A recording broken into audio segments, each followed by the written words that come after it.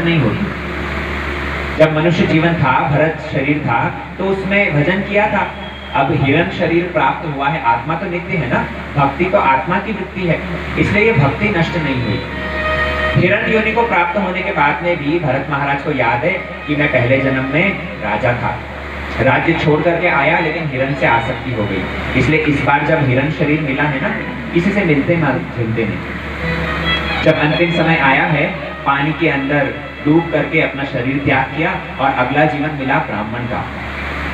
और उस ब्राह्मण शरीर में भी पिछले 2 जन्मों का स्मरण है उनको। भजन का ऐसा प्रभाव है देखो, और किसी चीज के अंदर ऐसा नहीं, कर्म ज्ञान योग इत्यादि में ऐसा नहीं। आपको एक साधारण उदाहरण देता हूँ। आपने मानो इस जीवन में करोड़पति बन गए, 1 करोड़ रुपया कमाया और आपका ये शरीर छूट गया। मानो यही श्याम रेजिडेंसी आप ही की है, हाँ, और आपका ये शरीर छूट गया।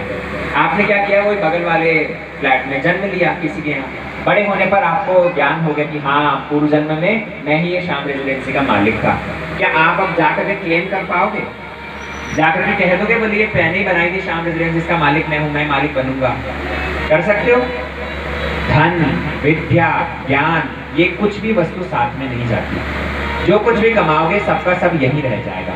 लेकिन केवल मात्र भगवत भक्ति, भजन, भगवान का नाम एक ऐसी वस्तु है जो साथ में जाता है। सभी पर दोनों हाथ उठा करके कहिए, हरे कृष्णा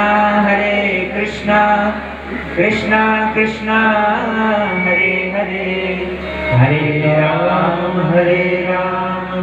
राम राम हरे हरे। ये भगवान का नाम, भगवान की भक्ति, यही एक ऐसी वस्तु है जो साथ में जाती है। इसीलिए भरत महाराज जब ब्राह्मण शरीर मिला है तब भी उनको पूर्व जन्म का स्मरण है, और इस बार तो केवल मात्र पागल की तरह व्यवहार करते हैं, जड़ हो गए। पिताजी ने पढ़ाई लिखाई सिखाने की कोशिश करी, ये पढ़ते ही नहीं, वो बोलते हैं ना, हाँ, कुछ व्यवहार ही नहीं है। सब लोग इनको पागल की भांति ट्रीट करने लगे, और अंत में पिता माता जब मर गए तो भाइयों के यहाँ तो ऐसा ही व्यवहार है, बड़ा दुराचार करते, ठीक से खाने को नहीं देते। एक दिन खेत की मेड़ पर बिठा दिया रखवाली करने के लिए। भरत महाराज तो उत्तम भागवत मनी मन विचार कर रहे हैं, राम जी की चिड़िया, राम जी का खेत, चलो रीचे रहिए भगवत पे, कुछ भी बाधा नहीं दे रहे हैं, ऐसा आचरण चल रहा है। वही पास में गांव में एक शूद्र व्यक्ति, उसके यहाँ संतान नहीं, उसने देवी माँ को मनौती रखी कि अगर मेरे यहाँ बालक हो जाएगा तो नर बलि दूंगा। अब भाग्य से उसके यहाँ बालक भी हो गया, लेकिन देवी माँ की कृपा से हुआ, ऐसा कहना क्या ठीक होगा? अरे देवी माँ जो कि जगत जननी है, जगत माता है, क्या वो एक बेटे की बलि लेकर के दूसरा पुत्र प्रदान करेगी? स्वयं विचार करो। कुछ लोग जो है ना, जो मांस भक्षण करते हैं, ऐसा कहते हैं कि जी देवी को बलि चढ़ा करके, और ये तो प्रसाद है। अरे जो जगत माता है, क्या वो एक पुत्र की बलि लेकर के अन्य पुत्र को देगी? ना।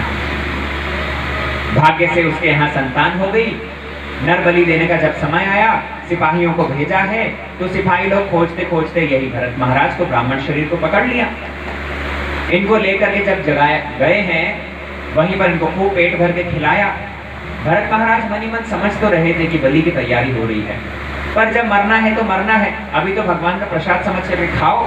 खूब भरपेट खा लिया, स्नान करवाया, चमकीले वस्त्र पहनाए, तिलक लगाया, पूजन में बिठाया। जैसे ही उनकी पूजा करी गई, तलवार जिससे काटा जाएगा, बलि दी जाएगी, उसकी पूजा करी गई। पुरोहित ने जैसे ही देवी माँ के सामने बलि देने को प्रस्तुत हुआ है, चचाट भद्र स देवी काली, वहीं प्रस्तुत होकर के देवी ने तलवार को खींच लिया, पुरोहित का गर्दन काट दी और सारे के सारे शूद्रों को वहां से भगा दिया।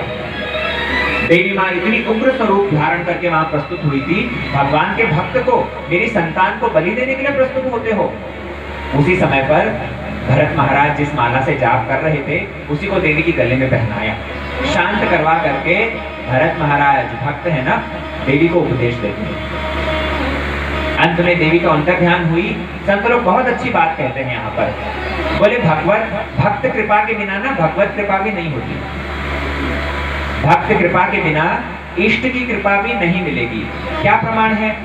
बोले ये जो शूद्र लोग थे अब तक देवी की उपासना करते थे, लेकिन कभी भी देवी ने दर्शन नहीं दिया था। आज भरत महाराज को बुला करके उनको खिलाया पिलाया है, उनकी सेवा करी है, इसलिए उसके फलस्वरूप देवी ने साक्षात दर्शन प्रदान किया। इसलिए भैया भगवत कृपा तो भक्त कृपा की अनुगामी है। वृंदावन बिहारी लाल की जय।